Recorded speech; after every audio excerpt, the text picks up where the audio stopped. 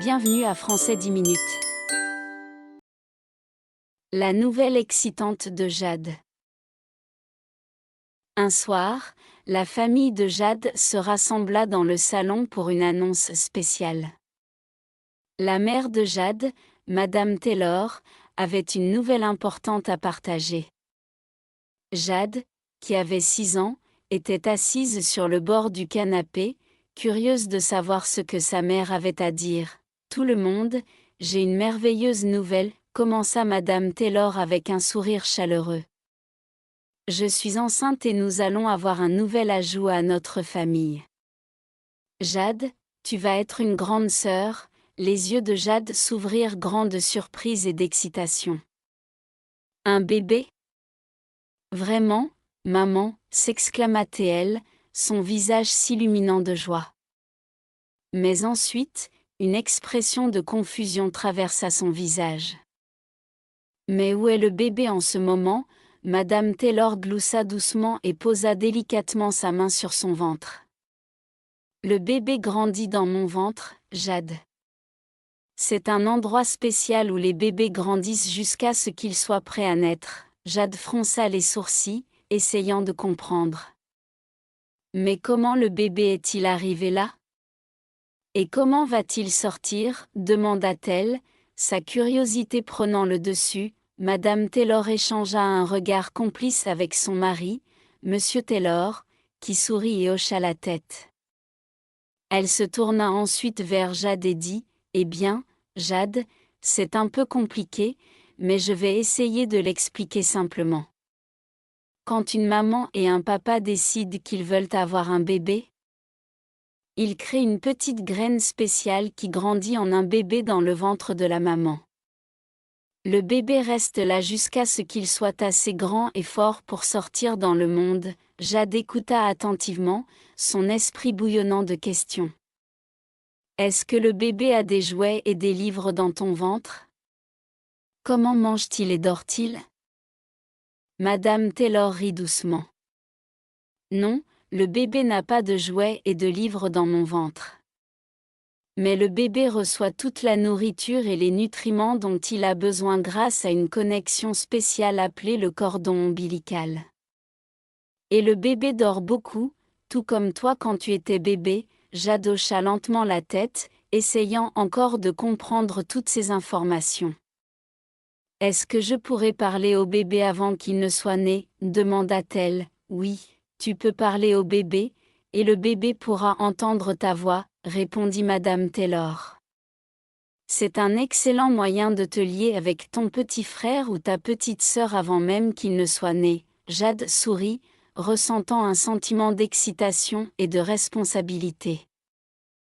Elle avait hâte de rencontrer son nouveau frère ou sa nouvelle sœur et d'assumer son rôle de grande sœur. À partir de ce jour, elle parla souvent au ventre de sa mère, partageant des histoires et chantant des chansons, en attendant avec impatience l'arrivée du nouveau membre de leur famille. La fille maladroite. Julia était une étudiante connue pour sa maladresse et son étourderie. Ses amis plaisantaient souvent en disant qu'elle avait un nuage perpétuel au-dessus de sa tête. Malgré ses meilleurs efforts, Julia se retrouvait fréquemment dans des situations embarrassantes. Elle était toujours en retard, égarait des papiers importants et oubliait ses devoirs. Un lundi matin, Julia se réveilla en panique. Elle avait trop dormi et avait une grande présentation en cours d'histoire. Elle s'habilla rapidement, prit son sac à dos et se précipita dehors. Dans sa hâte, elle trébucha dans les escaliers, éparpillant ses livres et ses papiers partout. Frustrée, elle rassembla ses affaires et se hâta de rejoindre la classe. À son arrivée, la salle de classe était déjà remplie d'étudiants. Le professeur Smith lui lança un regard sévère alors qu'elle se glissait à sa place. « Ravi que tu puisses nous rejoindre, Julia, » dit-il avec une pointe de sarcasme. « Es-tu prête pour ta présentation ?» Le visage de Julia devint rouge alors qu'elle réalisait qu'elle avait laissé ses notes de présentation à la maison. Elle se leva nerveusement et fit face à la classe, essayant de se rappeler les points clés de mémoire. Malgré un début hésitant, elle réussit à passer sa présentation, bien qu'elle soit loin d'être parfaite. Après le cours, son amie Emma l'approcha. « Julia, tu dois vraiment t'organiser. Tu ne peux pas continuer comme ça, dit gentiment Emma. Julia soupira. Je sais, Emma. Je ne sais tout simplement pas comment tout garder en ordre. Emma sourit et offrit son aide. Travaillons sur un plan.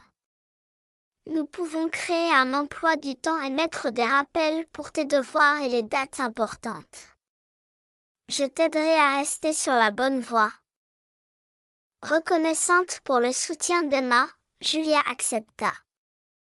Elles passèrent l'après-midi à organiser les documents d'études de Julia et à créer un planning avec des échéances et des rappels. Julia téléchargea également une application de calendrier sur son téléphone pour l'aider à garder ses rendez-vous sous contrôle. Au cours des semaines suivantes, Julia suivit diligemment le nouveau plan. Elle se réveillait plus tôt, préparait son matériel la veille et mettait plusieurs rappels pour ses tâches. Peu à peu, elle commença à voir des améliorations. Elle arrivait en cours à l'heure, se souvenait de ses devoirs et se sentait plus confiante. Un jour, Julia fut même félicitée par le professeur Smith pour sa ponctualité et sa préparation. « Bon travail, Julia. Tu as fait beaucoup de progrès, dit-il avec un sourire. Julia ressentit un sentiment d'accomplissement et de fierté. Elle réalisa qu'avec un peu d'organisation et le soutien de ses amis, elle pouvait surmonter sa maladresse et son étourderie. Elle continua de travailler dur, déterminée à réussir dans ses études et à prouver qu'elle pouvait être une étudiante responsable et fiable. Le voyage de la famille de cerfs. C'était l'été et la forêt souffrait d'une sécheresse exceptionnellement prolongée. Il n'avait pas plu depuis des mois, ce qui entraînait le tarissement progressif des rivières et des ruisseaux. Les animaux souffraient, cherchant désespérément de la nourriture et de l'eau. Parmi eux se trouvait une famille de cerfs, père, mère et leurs jeunes enfants. Ils décidèrent de partir en voyage pour trouver de l'eau. Monsieur cerf, Madame cerf et leurs petits-enfants partirent tôt un matin. En marchant, le soleil tapait sans relâche et le sol sous leurs sabots était desséché et craquelé. Alors qu'ils traversaient la forêt, ils rencontrèrent un petit problème. Le petit faon trébucha sur une pierre et se tordit la cheville. « Ça va, mon chéri ?» demanda Madame cerf avec inquiétude. « Je vais bien, maman. »« Je peux continuer » répondit courageusement le faon, bien qu'il boitait légèrement, avec des pas prudents. La famille de cerfs poursuivit son voyage. Les heures passèrent et leurs gorges se desséchèrent. Juste au moment où ils allaient perdre espoir, ils aperçurent un petit ruisseau scintillant au loin. Ils ressentirent un élan de soulagement et d'excitation. Le jeune faon bondit en avant, désireux d'étancher sa soif, mais le père cerf l'arrêta. « Attends, avertit-il. Regarde par là. » Au loin, à l'ombre d'un grand arbre, se trouvait un tigre. Il avait bu au ruisseau et se reposait maintenant. Lorsque le tigre vit la famille de cerfs s'approcher, il se leva et grogna, indiquant que le ruisseau était son territoire et qu'il ne partagerait pas l'eau avec les cerfs. La famille de cerfs se figea de peur. Le père cerf fit un pas en avant et inclina la tête. « Nous sommes désolés de nous immiscer, mais nous sommes désespérés pour de l'eau. Peux-tu trouver dans ton cœur de partager juste un peu avec nous ?» Les yeux du tigre se rétrécirent et il grogna de nouveau. « Pourquoi devrais-je partager mon ruisseau avec vous ?» Juste à ce moment-là, le jeune faon, avec des yeux innocents, fit un pas en avant et dit « S'il te plaît, monsieur le tigre. Nous promettons de ne pas en prendre trop. Nous avons juste besoin d'un peu pour étancher notre soif et continuer notre voyage, dit le petit faon d'une voix tremblante, mais ses yeux étaient sincères et suppliants. Le tigre regarda le faon, ses grognements s'atténuant. Il vit le désespoir dans les yeux des cerfs et fut touché par le courage et l'honnêteté du jeune faon. Après un moment de tension, le tigre finit par hocher la tête. « D'accord, vous pouvez boire, mais faites vite, dit-il d'un ton bourru. La famille de cerfs s'approcha avec reconnaissance du ruisseau et but de l'eau rafraîchissante. Leurs gorges desséchées furent apaisées et ils sentirent leur force revenir. Ils remercièrent le tigre pour sa gentillesse et promirent d'être prudents. Alors qu'ils partaient, le tigre les regardait s'éloigner. Il réalisa que parfois, même dans le règne animal, la compassion et la gentillesse pouvaient faire beaucoup de bien.